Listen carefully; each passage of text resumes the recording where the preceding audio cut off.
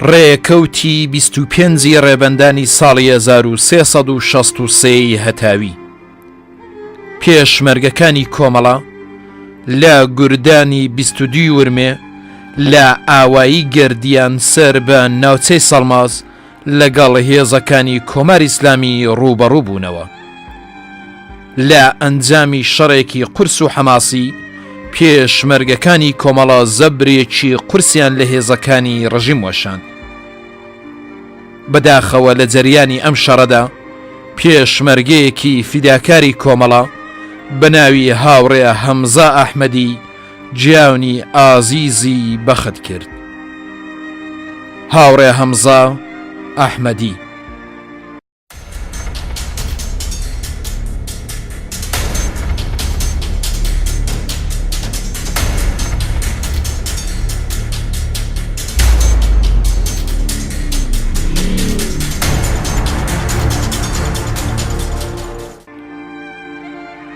ڕێکەوتی 26 ڕێبەندانی ساڵی 1357 هەتاوی هاوڕێ محەممەد حوسەین کەریمی یەکێک لە دامەزرێنەرانی کۆمەڵە کە لە 22 ڕێبەندان لە جەریانی گرتنی شارەبانی لە شاری سەقز بریندار ببوو، دوای چەند ڕۆژ بربەرەکانی لەگەڵ مەرگ جیانی ئازیزی بەخت کرد.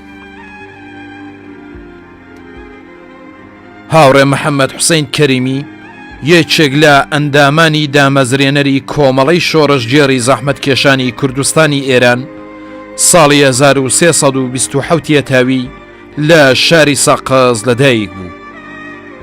خوێندنی سەرەتایی و دەبیرستانی لە سەقز تەواو کرد و لە کۆلێژی کشت و کاڵ لە کەرەج خوێندنی درێژە پێدا.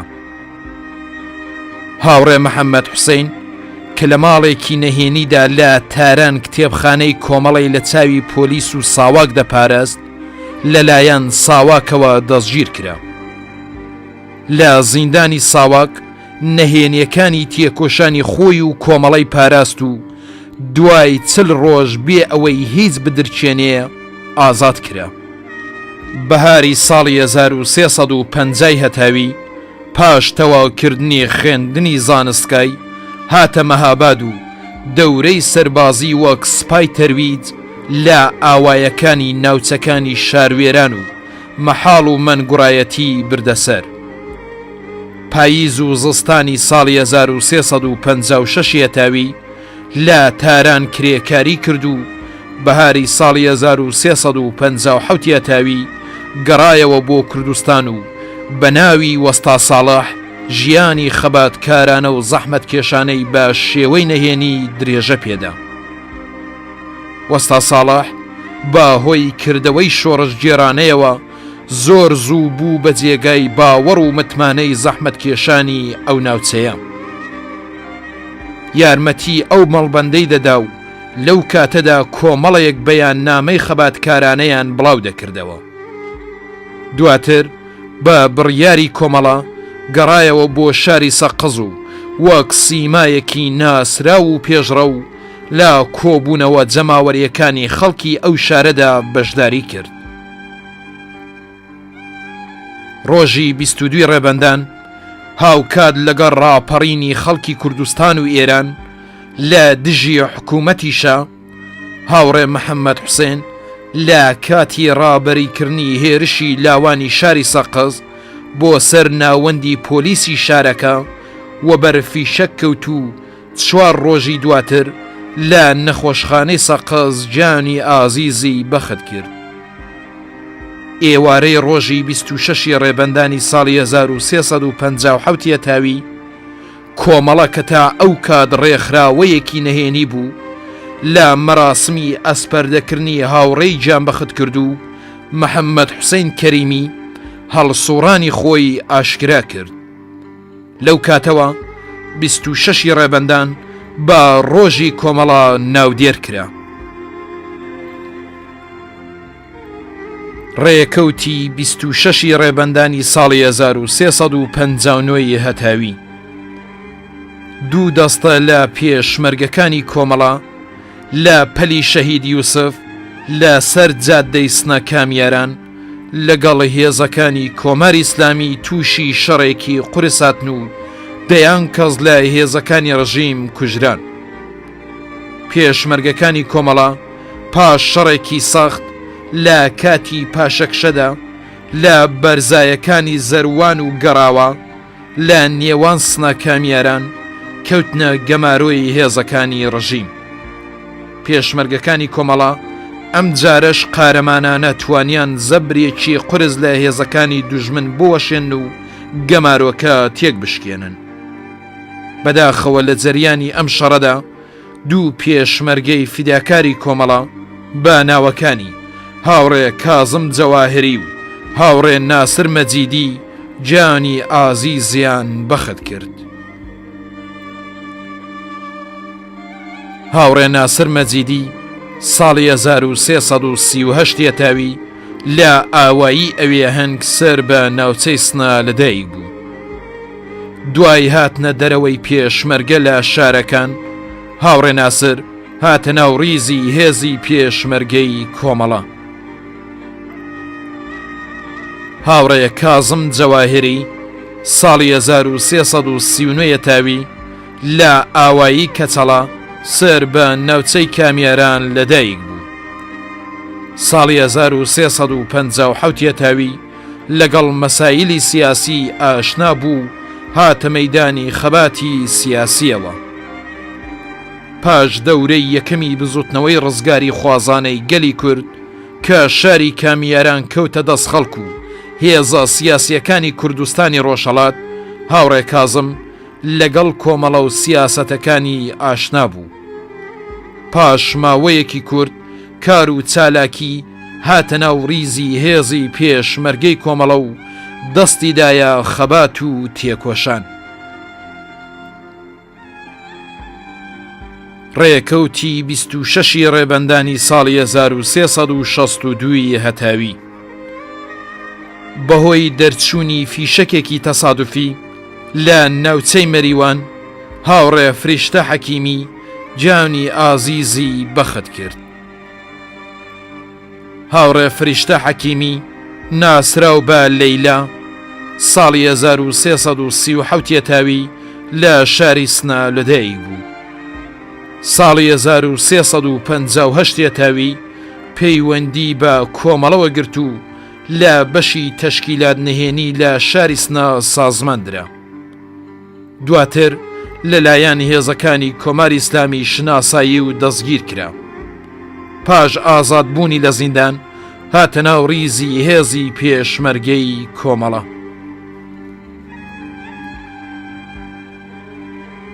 ڕێکەوتی 26 ڕێبەندانی ساڵی 1361 هەتاوی دوو تێکۆشەر و ئەندامی تەشکیلات نهێنی کۆمەڵە بە ناوەکانی هاوڕێ نیزام حەسەنی و هاوڕێ محەممەد ساڵح سۆهرابی لە شاری سەقز بەدەست جەلادانی کۆماری ئیسلامی تیرباران کران. هاوڕێ نیزام حەسەنی ساڵی 1334 هەتاوی لە شاری سەقز لەدایک بوو. لە زانسکای تەورێز لەگەڵ مەسایلی سیاسی ئاشنایی پەیدا کرد و لە شاری سەقز پەیوەندی بە کۆمەڵەوە گرت. هاوڕێ محەممەد ساڵح سۆهرابی لە شاری سەقز لەدایک بوو. ساڵی 1360 تاوی پەیوەندی بە کۆمەڵەوە گرت. زستانی ساڵی 1360 تاوی وێڕای هاوڕێ نیزام دەستگیر کرا. ڕێکەوتی 26 ڕێبەندانی ساڵی 1362 هەتاوی پێشمەرگەکانی کۆمەڵە بە بۆنەی 26 ڕێبەندان ڕۆژی کۆمەڵە چەند ئەمەلیات و جەولەیان لە دەوروبەری شاری مەریوان بەڕێوە برد و چەند جار لەگەڵی هێزەکانی ڕژیم دەرگیر بوون و زەبرێکی کاریان لە هێزەکانی ڕژیم وەشاند. لە جەریانی ئەم شەڕەدا هاوڕێ ساڵح کەریمی جانی ئازیزی بەخت کرد. هاوڕێ ساڵح کەریمی لە شاری مەریوان لەدایک بوو. ئەندامی کۆمەڵە و جێگری فەرماندەی پەلێک لە پێشمەرگەکانی کۆمەڵە بوو. ڕێکەوتی 26 ڕێبەندانی ساڵی 1366 هەتاوی. کاتێک هاوڕێی یەدوڵڵا حەبیبی لە تەدارکاتی 26 ڕێبەندان بە بۆنەی ڕۆژی کۆمەڵە بوو، لە لایەن بەکرێ گیراوانی کۆماری ئیسلامی شناسایی و دەستبەزەر کرا و لە کاتی گواستنەوەی بۆ زیندانی شاریسنا، هاوڕێ یەدوڵڵا بە شێوەیەکی درندانە کەوتە بەر پەلاماری هێزەکانی ڕژیم و جانی ئازیزی بەخت کرد. هاوڕێ یەدوڵڵا حەبیبی ساڵی 1347 هەتاوی لە ئاوایی ئەوێ هەنگ سەر بە ناوچەی سنا لەدایک بوو. ساڵی 1362 هەتاوی لەگەڵ کۆمەڵە و سیاسەتەکانی ئاشنایەتی پەیدا کرد و بوو بەلایەنگری کۆمەڵە. ساڵی 1364 هەتاوی پەیوەندی بە تەشکیلاتی نێنی کۆمەڵەوە گرت و دەستی دایە کاری تەشکیلاتی بە شێوەی نەهێنی. هاوڕێ یەدوڵڵا لە بڵاوکردنەوەی نەشریات و ئێعلامیەکانی کۆمەڵە لە ئاوایەکەی خۆیان و دەوروبەردا درێغی نەدەکرد و لە کاتی بۆنە تایبەتەکانی کۆمەڵە چالاکی خۆی زیاتر دەکرد.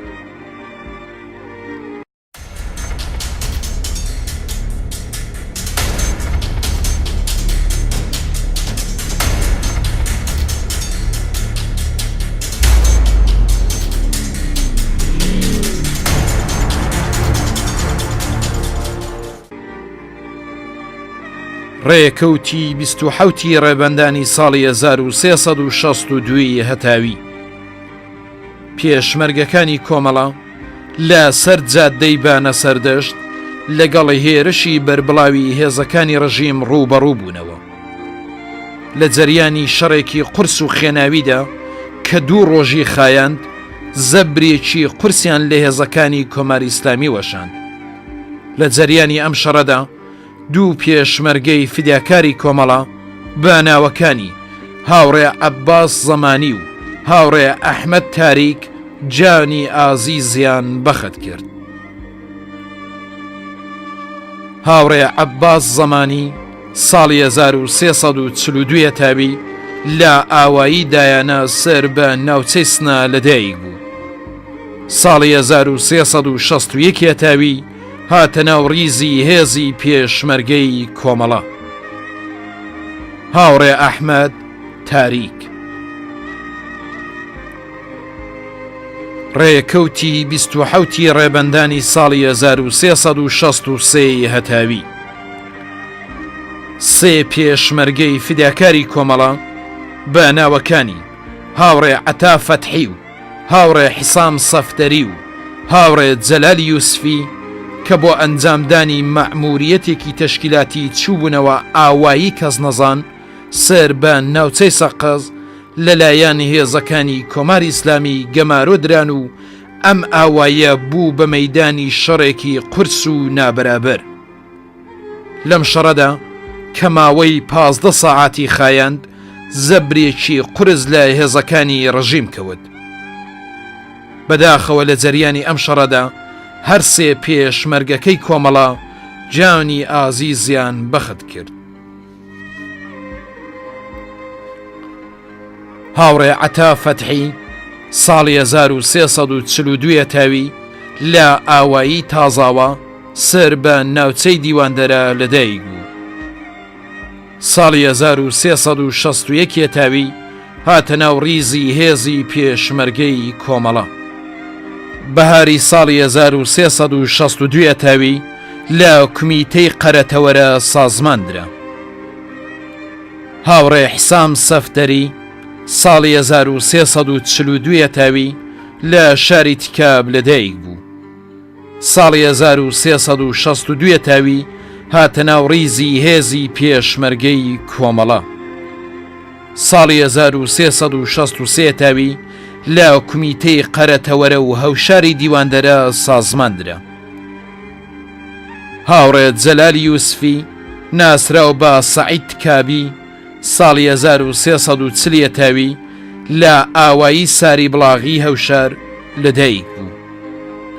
ساڵی 1362 تاوی هاتە ناو ڕیزی هێزی پێشمەرگەی کۆمەڵە.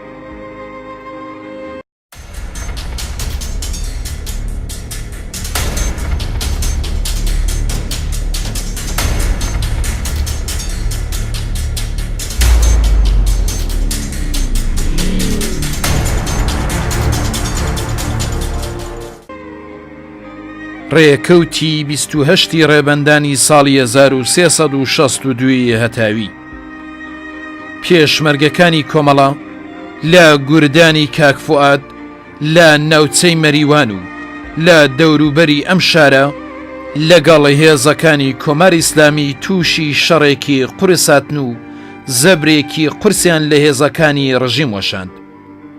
لە جەریانی ئەم شەڕەدا هاوڕێ جەلال مونزەوی جانی ئازیزی بەخت کرد. هاوڕێ جەلال منزەوی ڕێکەوتی 28 ڕێبەندانی ساڵی 1363 هەتاوی لە تێکەڵچوونێک لە نێوان هێزی پێشمەرگەی کۆمەڵە و هێزە سەرکوتگەرەکانی کۆماری ئیسلامی لە ناوچەی سەڵماس لە ئاوایی ماتەخرپێ پێشمەرگەیەکی فداکاری کۆمەڵە بە ناوی هاوڕێ تاجەددین ئەیسازادە جانی ئازیزی بەخت کرد. هاوڕێ تاجەددین ئەیسازادە لە ئاوایی ئاودیلان سەر بە ناوچەی کنار بە ڕۆژی ورمێ لەدایک بوو. ساڵی 1362 تاوی لە ئاوایی باوان سەر بە ناوچەی ورمێ بە هێزی پێشمەرگەی کۆمەڵە پەیوەست بوو. ڕێکەوتی 28 ڕێبەندانی ساڵی 1365 هەتاوی لە کاتی شەڕی ئێران و عێراق شاری سنە لەلایەن فڕۆکە بۆمب هاوێژەکانی عێراقەوە بۆمباران کرا. لەم ڕووداوە دڵتەزیێنەدا هەزاران کەس گیان و ماڵیان لەدەستدا و بوونە قوربانی. یەکێک لەو کەسانە هاوڕێی دڵسۆز و فیداکاری کۆمەڵە هاوڕێ حەبیبە شیروانی لایەنگر و تێکۆشەری کۆمەڵە لەگەڵ 5 منداڵی خۆشەویستی بە ناوەکانی فوئاد، فەرامەرز، فەرید، فەرانەک و فەرشاد جانی ئازیزیان بەخت کرد. هاوڕێ حەبیبە شیروانی ساڵی 1330 تاوی لە ئاوایی شێروانە سەر بە ناوچەی کامیاران لەدایک بوو. ساڵی 1357 تاوی کاتێک هێزی ڕاپەڕیوی کۆمەڵانی بەژمەینەت تۆماری پڕ لە جەنایەتی حکوومەتی پاشایەتیان تێکەوە پێچە، هاوڕێ حەبیبەش بە ئاواتی ڕزگار بوون لە چنگ مەینەت و برسێتی شام بەشانی خەڵکی تێکۆشەری شاری سنا لە هەموو تەزاهورات و میتینگەکانی ئەم شارەدا بەشداری کرد. کاتێک ڕژیمی ئیسلامی هێرشی دڕندانەی بۆ سەر کوردستان دەست پێ کرد، هاوڕێ حەبیبە وەک لایەنگری کۆمەڵە دەستی کرد بە کار و تێکۆشان و پەرستاری کردن لە بریندارەکان. کاتێکیش پێشمەرگەکان لە شار چوونە دەر، هاوڕێ حەبیبە دەستی لە خەباتی سیاسی هەڵنەگرت و پەیوەندی پتەوی خۆی هەروە لەگەڵ هاوڕێیانی پێشمەرگە ڕاگرت.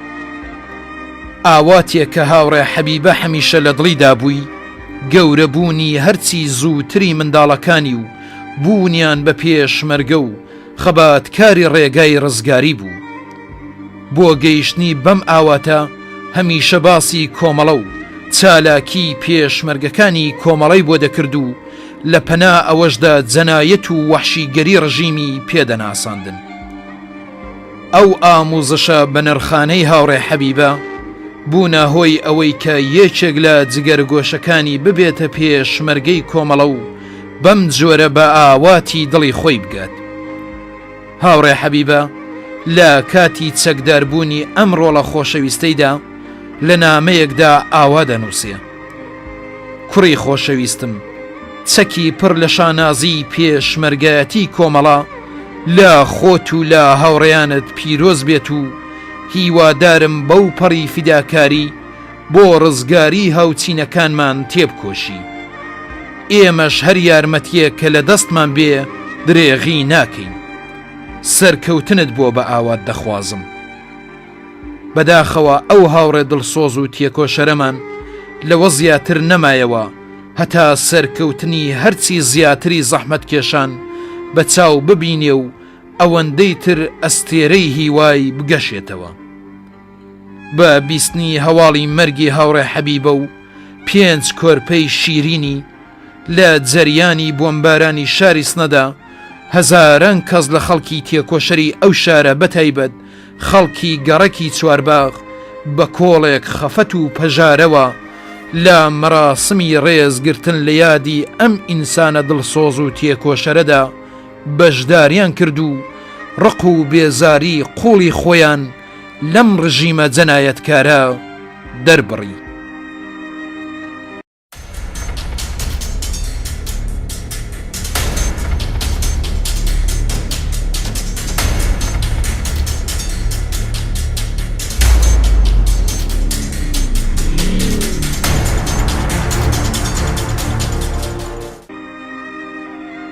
ڕێکەوتی 29 ڕێبەندانی ساڵی 1350 هەتاوی پێشمەرگەیەکی فداکاری کۆمەڵە بە ناوی هاوڕێ حەسەن ساڵحی بەهۆی دەرچوونی فیشەکێک لە چەکەکەی لە شاری بانە جانی ئازیزی بەخت کرد. هاوڕێ حەسەن ساڵحی ناسراو بە وشیار لە شاری ڕەبەد لەدایک بوو. ساڵی 1350 تاوی هاتە ناو ڕیزی هێزی پێشمەرگەی کۆمەڵە. ڕێکەوتی 29 ڕێبەندانی ساڵی 1363 هەتاوی پێشمەرگەیەکی فیداکاری کۆمەڵە بە ناوی هاوڕێ تەها دەروێشی لە جەریانی شەڕی ناوخۆیی لە کوردستانی ڕۆژهەڵات لە ناوچەی بانە جانی ئازیزی بەخت کرد. هاوڕێ تەها دەروێشی ساڵی 1338 تاوی لە شاری بانا لەدایک بوو. ساڵی 1358 تاوی هاتە ناو ڕیزی هێزی پێشمەرگەی کۆمەڵە. هاوڕێ تەها ئەندامی کۆمەڵە و ئەندامی کومیتەی ناوچەی بانە و بەرپرسی سیاسی گوردانی بانە بوو.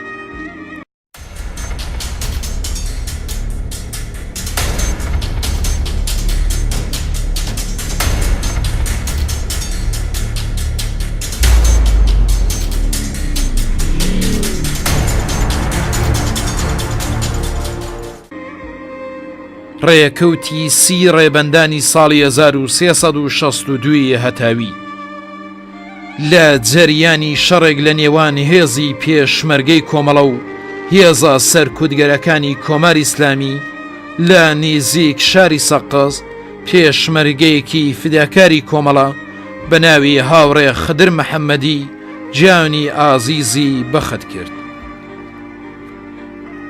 هاوڕێ خدر محەممەدی ساڵی 1341 تاوی لە شاری مەهابە لەدایک بوو.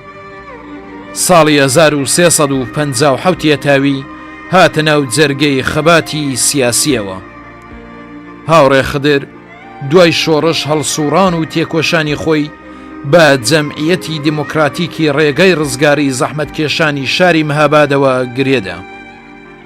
دوای ماوەیەک پەیوەندی بە کۆمەڵەوە گرت و وەک هەڵسوڕاوێکی تێکۆشەر و شۆڕش جێڕێکی ماندووی نەناز دەستی دایە هەڵسوڕان و تێکۆشانی هەرچی زیاتر.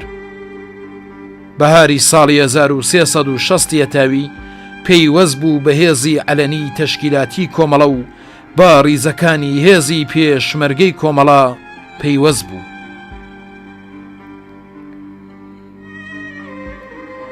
ڕێکەوتی 30 ڕێبەندانی ساڵی 1364 هەتاوی لە جەریانی شەڕێکی قارەمانانە لە دژی هێزەکانی کۆماری ئیسلامی لە ئاوایی شەمسە سەر بە ناوچەی تیلەکۆی سەقز پێشمەرگەیەکی فیداکاری کۆمەڵە بە ناوی هاوڕێ سدیق کەعبی بریندار بوو. دوای چەند سەعات بربەرەکانی لەگەڵ مرگ جیانی ئازیزی بەخت کرد. هاوڕێ سدیق کەعبی ساڵی 1339 هەتاوی لە شاری سەقز لەدایک بوو. هەر لەم شارە تا وەرگرتنی دیپلۆم لە هونەرستان دەرسی خوێند. لەگەڵ دەست پێکردنی هەڵسوڕانی ئاشکرای کۆمەڵە پەیوەندی بە کۆمەڵەوە گرت و وەک هەڵسوڕاوێک درێژەی بە هەڵسوڕانی خۆیدا. تێکۆشانی خۆی لە ساڵی 1358 هەتاوی لە پەیوەند لەگەڵ جەمعیەتی سەقزدا درێژە پێدا و لەو دەورانەدا لە تەواوی ئێعترازات و خەباتی خەڵکی شاری سەقز بەشداری هەڵسوڕاوانەی کرد.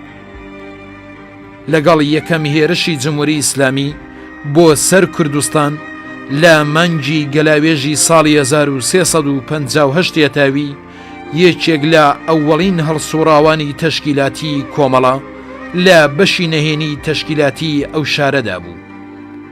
هەتا پاشەکشەی جمهوری ئیسلامی لە بەرامبەر ئیرادەی یەکگرتوانەی خەڵکی کوردستان سەرەڕای فەزای تێرۆر و خەفەقانێک کە ڕژیم لە شارەکاندا دایسەپاند بوو، شێل جیرانە لە هەموو مەیدانەکانی خەباتی نەهێنی هەڵسوڕاوانە کاری دەکرد. لە جەریانی هێرشی دووهەمی کۆماری ئیسلامی بۆ سەر کوردستان نیوە شەوێک سەرەتایی هاوینی ساڵی 1359 هەتاوی لە یەکێک لە شەقامەکانی نەو شاری سەقز لە کاتی بڵاوکردنەوەی ئێعلامیە لە لایەن ژمارەیەک لە بەکرێ گیراوانی ڕژیمەوە دەستگیر کرا.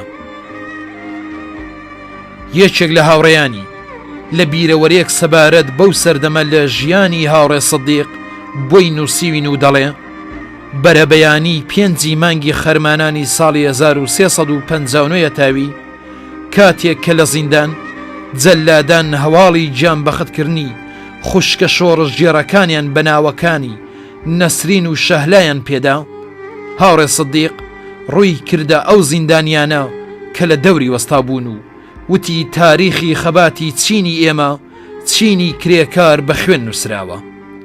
خوشکەکانی من لە ڕێگایەکدا گیانیان بەخت کردووە کە ڕزگاری ئەو چینەی بە ئامانجی خۆی داناوە.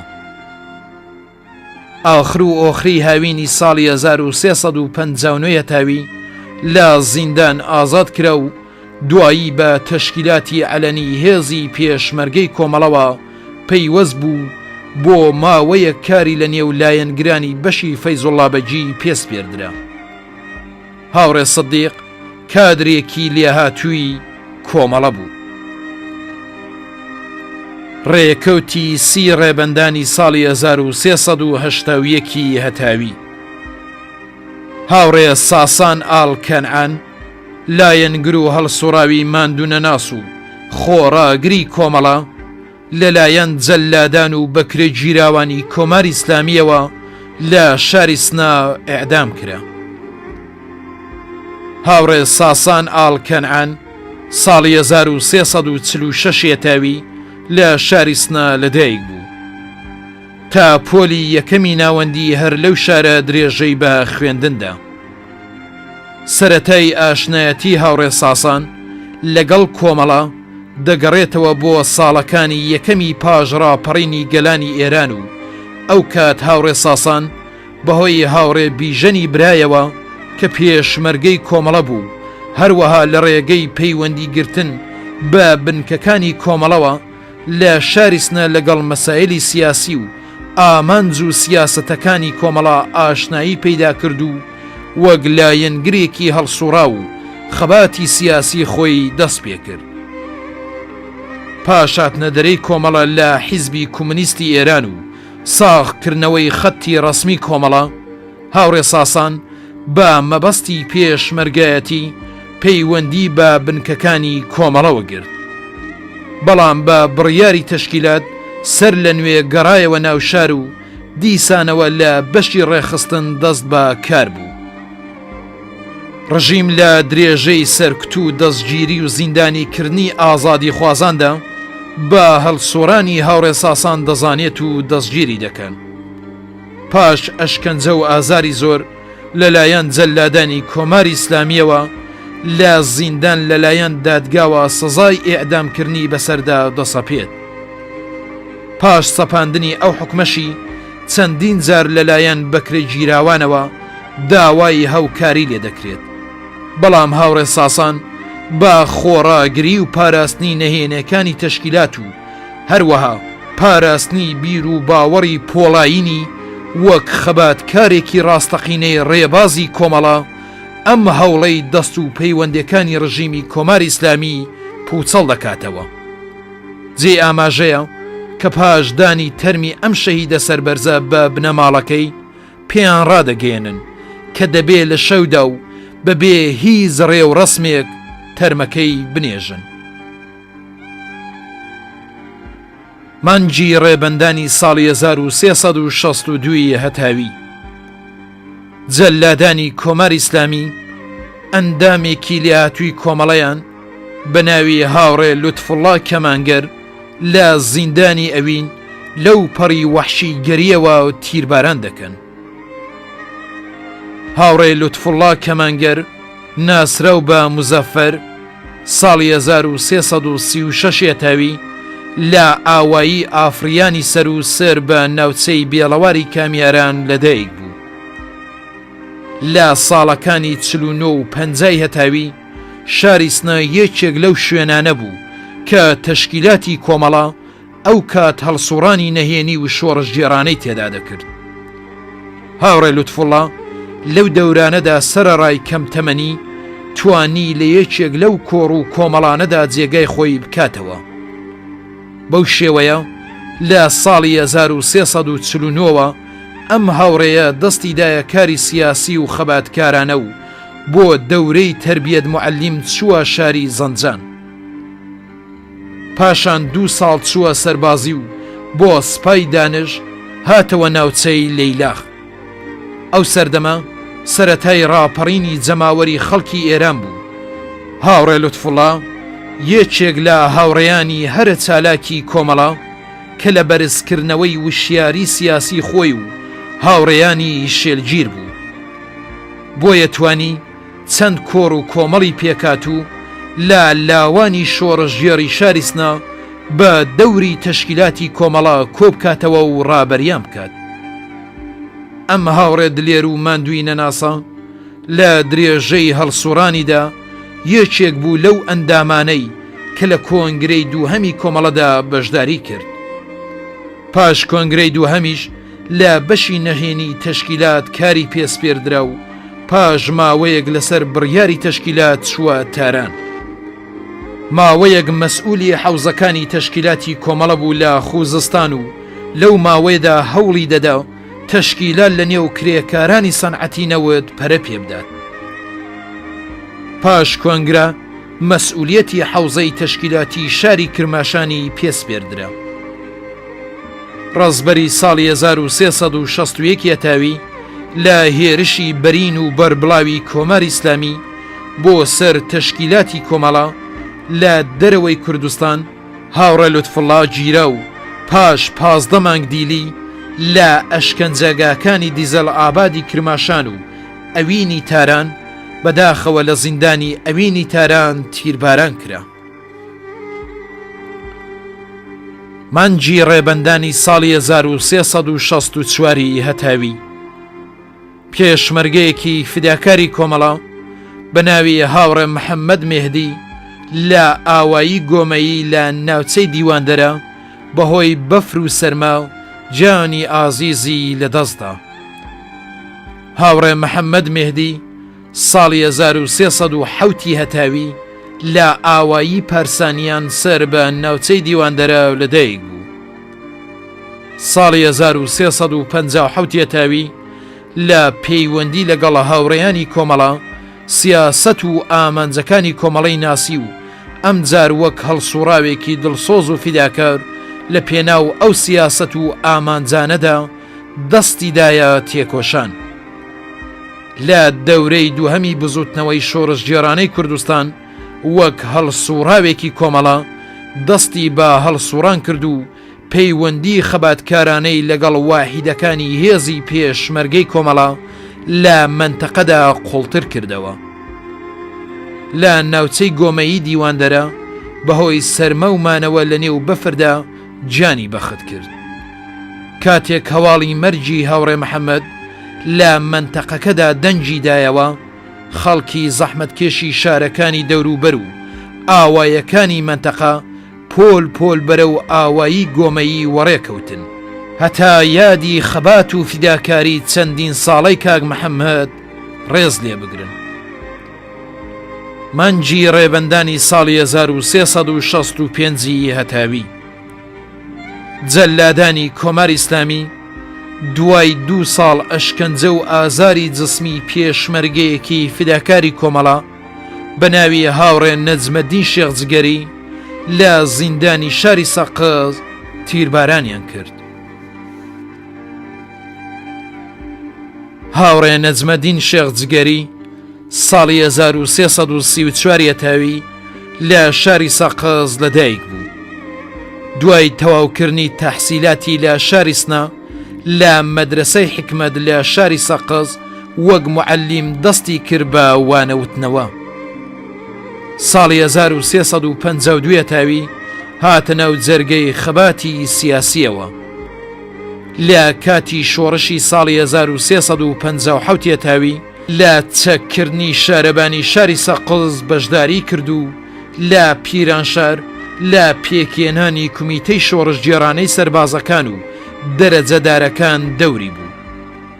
دوای شۆڕش پەیوەندی بە گروهی کۆمەڵی یەکسانیەوە گرت. ساڵی 1359 تاوی لەگەڵ کۆمەڵە پەیوەندی گرت و لە کاتێک کە معەلیمی ئاوایی ئاڵکەڵ و سەر بە ناوچەی سەقز بوو، سەرەتای مانجی ڕەشەمەی ساڵی 1359 تاوی هاتە ناو ڕیزی هێزی پێشمەرگەی کۆمەڵە. ڕێکەوتی حوتی جۆزەردانی ساڵی 1363 تاوی لە بەرپەرزدانەوەی هێرشی ڕژیم بۆ سەر ئاوایی گاوەشە لە سەر بە ناوچەی دیواندەرە بریندار بوو بە بێهۆشی کەوتە دەست هێزەکانی کۆماری ئیسلامی و دوای 2 ساڵ ئەشکەنجە و ئازاری بەردەوام لەلایەن جەلادانی کۆماری ئیسلامیەوە لە زیندانی شاری سەقز تیرباران کرا.